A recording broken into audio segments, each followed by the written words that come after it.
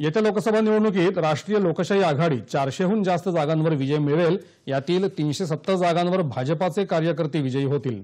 हा फक्त विजयाचा आकडा नसून श्यामाप्रसाद मुखर्जी यांच्या बलिदानाला खरी आदरांजली ठरेल, असं भारतीय जनता पक्षाचे सरचिटणीस विनोद तावडे यांनी सांगितलं आहे।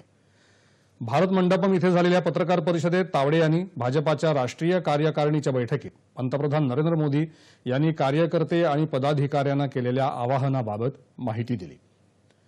या निवडणुकीत विरोधी पक्ष भावनिक राजकारण करेल, पण सरकारने विकास आणि गरीब कल्याणासाठी केलेली कामं जनतेपर्यंत पोहोचवायची आहेत, असं आवाहन पंतप्रधानांनी केल्याचं तावडे यांनी सांगितलं।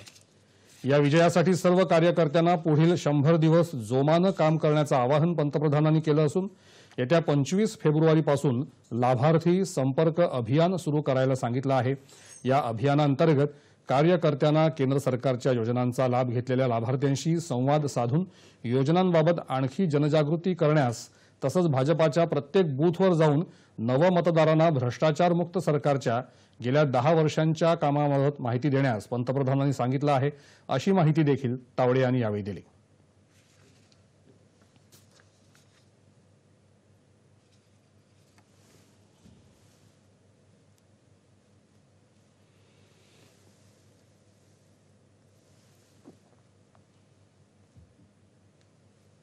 विपक्ष इस चुनाव में तू मैं की राजनीति ज्यादा करेगा, अनावश्यक भावनिक मुद्दाओं को ज्यादा उछालेगा, लेकिन हमको विकास के आधार पर हमने जो गरीब कल्याण का काम किया है, उस गरीब कल्याण के काम को लेकर ही आने वाले दिनों में हमारा कैंपेन होगा।